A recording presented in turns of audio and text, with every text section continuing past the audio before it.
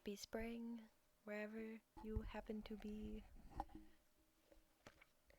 And back into Bachelard in the miniature. Part 5.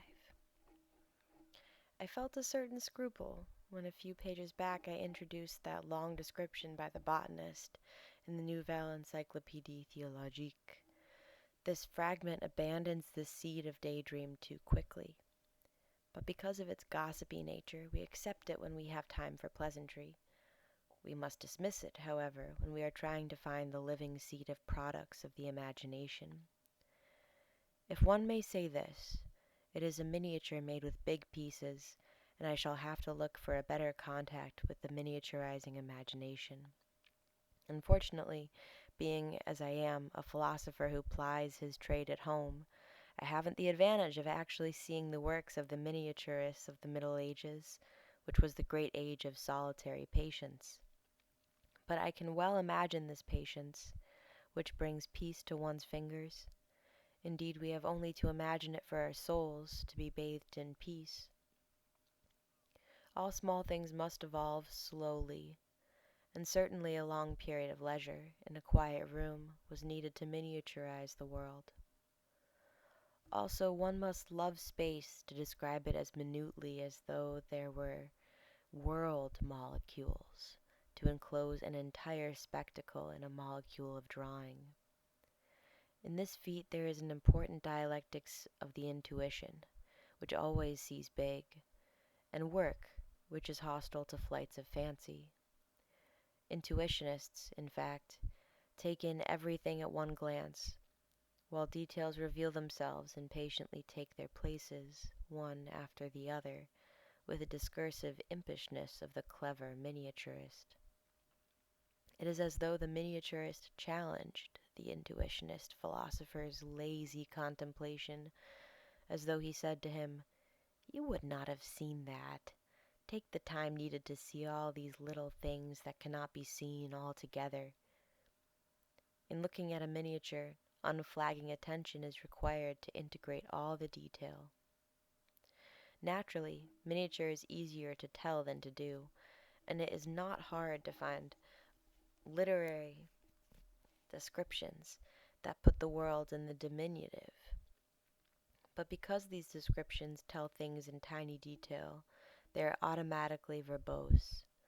This is true of the following passage by Victor Hugo, I have cut it somewhat, in whose name I shall request the reader's attention for examination of a type of daydream that may seem insignificant. Although Hugo is generally thought to have had a magnifying vision of things, he also knew how to describe them in miniature, as in this passage from Le Rhin. In Freiburg, I forgot for a long time the vast landscape spread out before me, and my preoccupation with the plot of grass on which I was seated, atop a wild little knoll on the hill. Here, too, was an entire world. Beetles were advancing slowly under deep fibers of vegetation. Parasol-shaped hemlock flowers imitated the pines of Italy. A poor, wet bumblebee in black and yellow velvet was laboriously climbing up a thorny branch, while thick clouds of gnats kept the daylight from him. A bluebell trembled in the wind, and an entire nation of aphids was taken to shelter under its enormous tent.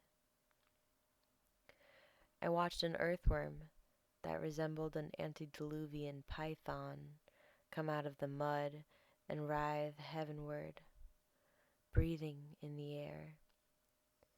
Who knows? Perhaps it, too, in this microscopic universe, has its Hercules to kill it and its Cuvier to describe it. In short, this universe is as large as the other one. The account continues, to the poet's evident amusement. Having mentioned micromegas, he goes on to pursue a facile theory. But the unhurried reader, I personally hope for no others, undoubtedly enters into this miniaturizing daydream. Indeed, this leisurely reader has often indulged in daydreams of this kind himself, but he would never have dared to write them down. Now the poet has given them literary dignity. It is my ambition to give them philosophical dignity. For in fact, the poet is right. He has just discovered an entire world. Here, too, was an entire world. Why should a metaphysician not confront this world? It would permit him to renew at little cost his experiences of an opening onto the world, of entrance into the world. Too often, the world designated by philosophy is merely a non-I, its vastness an accumulation of negatives. But the philosopher proceeds too quickly to what is positive, and appropriates for himself the world, a world that is unique of its kind. Such formulas as being in the world and world being are too majestic for me, and I do not succeed in experiencing them. In fact, I feel more at home in miniature worlds, which for me are dominated worlds. And when I live them, I feel waves that generate world consciousness emanating from my dreaming self. For me, the vastness of the world has become merely the jamming of these waves. To have experienced miniature sincerely detaches me from the surrounding world and helps me to resist dissolution of the surrounding atmosphere. Miniature is an exercise that has metaphysical freshness. It allows us to be world conscious at slight risk. And how restful this exercise on a dominated world can be. For miniature rests us without ever putting us to sleep. Here the imagination is both vigilant and content. But in order to devote myself to this miniaturized metaphysics with a clear conscience, I should need the increased support of additional texts. Otherwise, by confessing my love of miniature, I should be afraid of confirming the diagnosis suggested some 25 years ago by my old friend Madame Falvez-Boutonniere, who told me that my Lilliputian hallucinations were characteristic of alcoholism. There exist numerous texts in which a meadow is a forest, and a tuft of grass a thicket. In one of Thomas Hardy's novels, a handful of moss is a pine wood, and in Niels Lynn, J.P.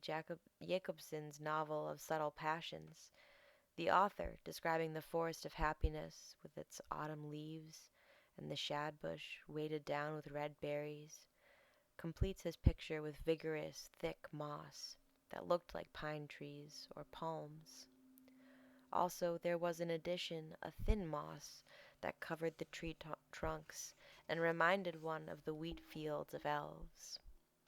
Page 255 of the French translation. For a writer whose task it is to follow a highly intense human drama, as was the case with Jacobson, to interrupt his passionate story in order to write this miniature presents a paradox that would need elucidating if we wanted to take an exact measure of literary interests. By following the text closely, it is as though something human gained in delicacy in this effort to see this delicate forest set in the forest of big trees. From one forest to the other, from the forest in diastole to the forest in systole, there is the breathing of a cosmicity. And paradoxically, it seems that by living in the world of miniature, one relaxes in a small space. This is one of the many daydreams that take us out of this world into another, and the novelist needed it to transport us into the region beyond the world that is the world of new love.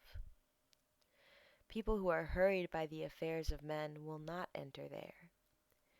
Indeed, the reader of a book that follows the undulations of a great love may be surprised at this interruption through cosmicity. But he only gives the book a linear reading that follows the thread of the human events. For this reader, events do not need a picture, and linear reading deprives us of countless daydreams. Daydreams of this sort are invitations to verticality, pauses in the narrative during which the reader is invited to dream. They are very pure, since they have no use. They must always be distinguished from the fairy tale convention, in which a dwarf hides beneath a head of lettuce to lay traps for the hero, as in Le Nain Jaune, the Yellow Dwarf, by Comtesse d'Aulnoy. Cosmic poetry is independent of the plots that characterize stories for children. In the examples given, it demands participation in a really intimate vegetism that has none of the torpor to which Bergsonian philosophy condemned it. Indeed, through its attachment to miniaturized forces, the vegetal world is great in smallness, sharp in gentleness, vividly alive in its greenness. At times, a poet seizes upon some tiny dramatic incident, as for instance Jacques Audiberti, who, in his amazing Abraxas, makes us sense the dramatic moment at which the climbing nettle raises the gray scale in its struggle with a stone wall. What a vegetal atlas! In Abraxas, Audiberti weaves a closely knit fabric of dream and reality. He knows the daydreams that put intuition at the punctum maximum. One would like to help the nettle root make one more blister on the old wall. But we haven't time, in this world of ours, to love things and see them at close range, in the plenitude of their smallness. Only once in my life I saw a young lichen come into being and spread out on a wall. What youth and vigor to honor the surface! Of course, we should lose all sense of real values if we interpreted miniatures from the standpoint of the simple relativism of large and small. A bit of moss may well be a pine, but a pine will never be a bit of moss. The imagination does not function with the same conviction in both directions. Poets learn to know the primal germ of flowers in the gardens of tininess. I should like to be able to say with André Breton, I have hands to pluck you, wee thyme of my dreams, rosemary of my excessive pallor.